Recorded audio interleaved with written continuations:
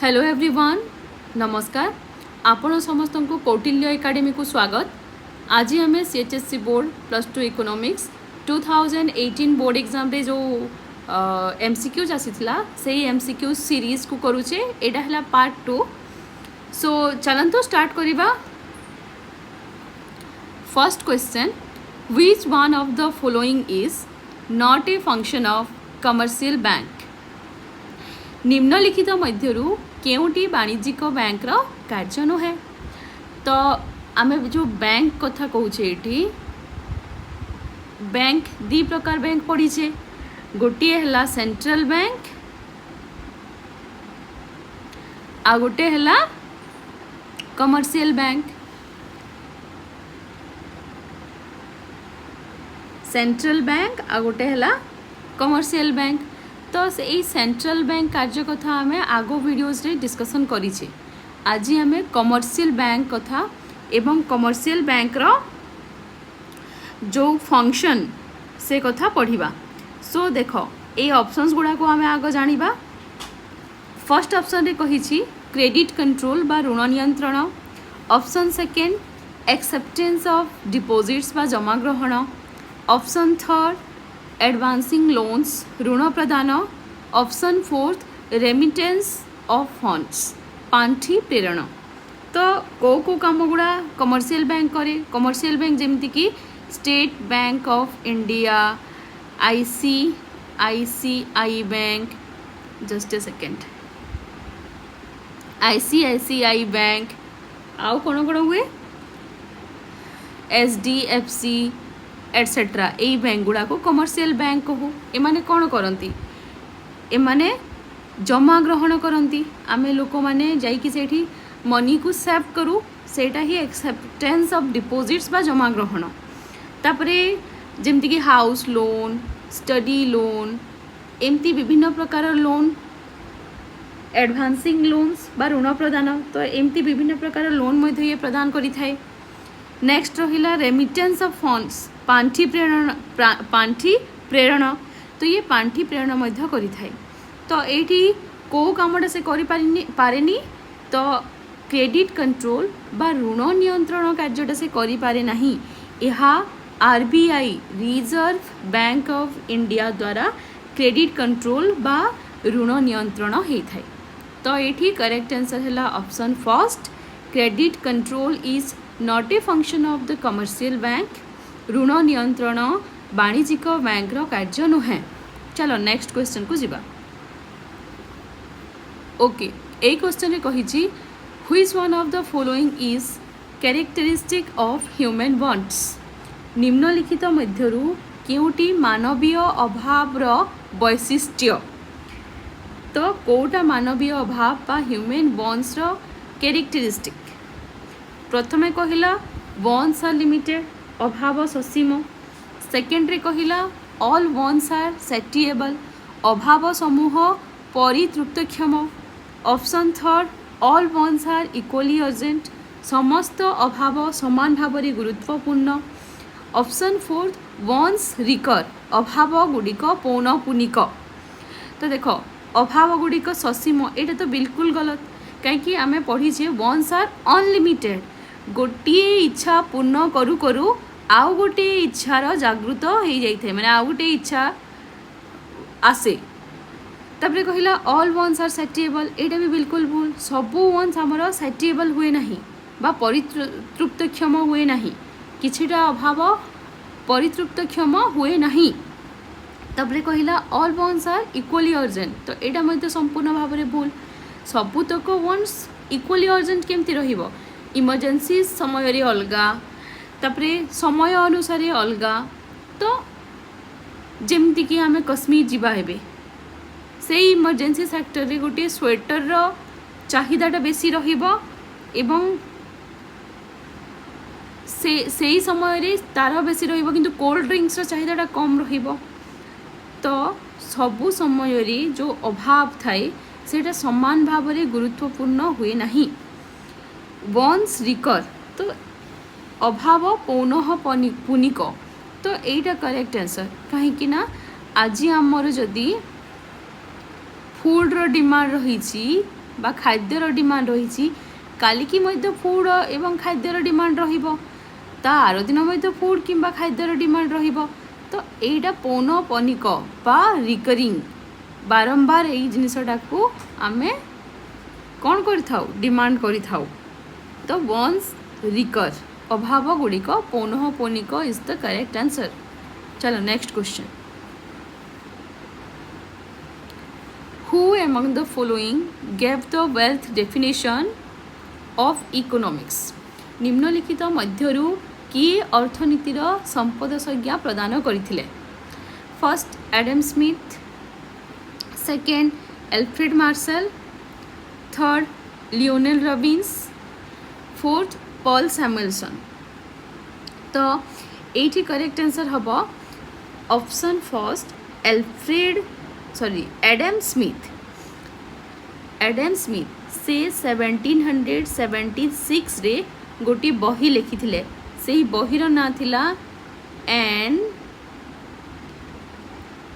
Inquiry into the nature and CAUSES causes of economics तो सही बही रे से कही थिले वेल्थ डेफिनेशन कथा बा संपद संज्ञा कथा या छाड़देले एल्फ्रेड मार्शल जो अच्छी एल्फ्रेड मार्शल को डेफिनेशन देइथिले एल्फ्रेड मार्शल भी गोटे डेफिनेशन देइथिले ताकू कहा जाए वेलफेयर डेफिनेशन बा कल्याणकारी संज्ञा एटा भी देखो मोस्ट रिपीटेड क्वेश्चंस ए क्वेश्चन भी बारंबार आसुची लियोनेल रॉबिन्स कौन देइथिले स्कैरसिटी डेफिनेशन स्कैरसिटी डेफिनेशन देइथिले जे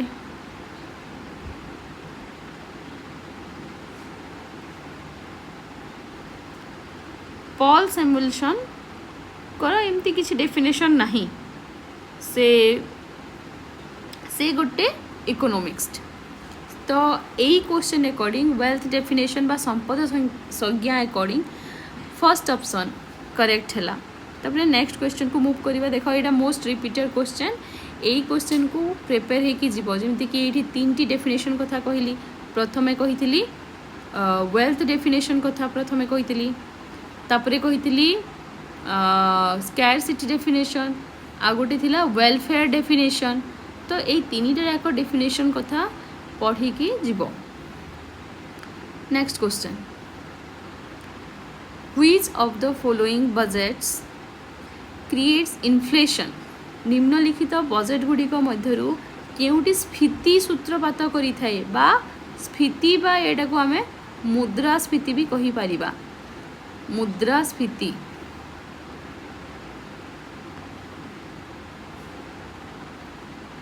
द्रा तो को जिनसटा मुद्रास्फीति ए क्वेश्चनटा भी आमे आगरु करिछि एटी टिके बुलेकी देछि क्वेश्चनटा बाकी तार सिमिलर माने क्वेश्चन रो सेंसटा सिमिलर तो फर्स्ट कौन कहला बैलेंस्ड बजेट बा समतुल बजेट सेकेंड कही डेफिसिट बजेट बा नियंत्रित बजेट थर्ड अच्छी सरप्लस बजेट बा बड़का बजेट एंड फोर्थ रे अच्छी स्टैटिक बजेट बा स्थिर बजेट ओके तो फर्स्ट क्वेश्चन जो बैलेंस्ड बजेट कहला कौन आमे एटा डिटेल्स रे आगरु डिस्कशन करिछि बैलेंस्ड बजेट कौन डेफिसिट बजेट कौन सरप्लस बजेट कौन से वीडियो रे देखिले भल हम ये क्वेश्चन अकॉर्डिंग आंसर हम डेफिसिट बजेट नियंत्रित बजेट ये कौन हुए ना नियंत्रित बजेट रे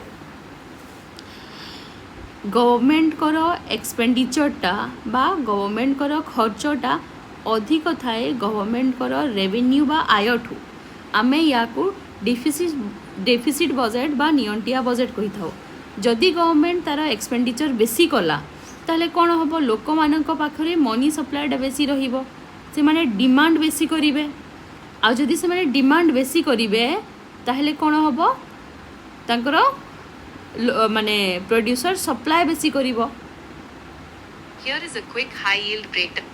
sorry supply I mean sorry Etah demand जदि लोके बेसी करिले कौन हम जिनिसर दर बढ़ जिनिसर जदि दर बढ़िला ताहले आमे ताकू ही कही थाउ इन्फ्लेशन बा मुद्रास्फीति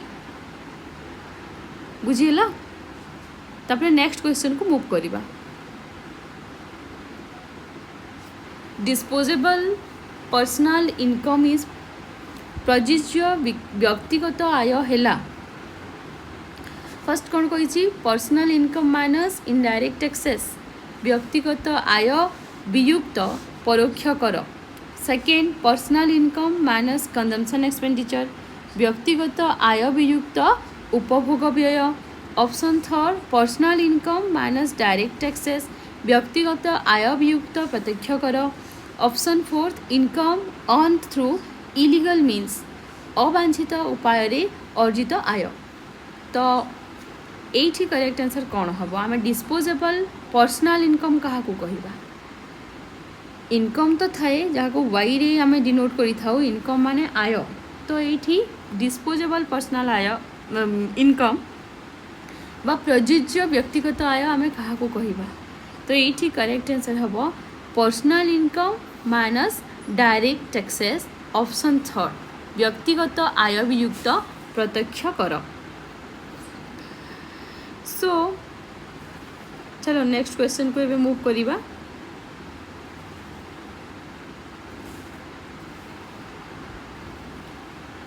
अच्छा एटा लास्ट क्वेश्चंस थिला पिरामिने ये क्वेश्चंस को समस्त देख बुझी कि निज एग्जाम पे प्रिपेयर हुआ। मो कमेंट्स तो आसिलानी लॉन्ग क्वेश्चंस रो जो आसी सिलेक्टिव क्वेश्चंस डिस्कशन करिवा पाई कि ता सहित थ्योरी क्लास करने की। तो मु कोडा थ्योरी क्लास प्रथमे कले ठीक हम ना लॉन्ग क्वेश्चंस को आम डिस्कसन करी से कॉन्सेप्ट वाइज आम क्लीयर है जीवा कोडा कले भल हम सेटा कमेंट माध्यम जनाओ कहीं मु जोटा भी करी गोटे जिनस करी यार तो आ गोटे पार्ट आसो तापर आम थ्योरी किंबा long questions discussion concept wise discuss करवा किंतु कोडा करले ठीक हम सेटा कमेंट माध्यम जनाओ। Thank you everybody.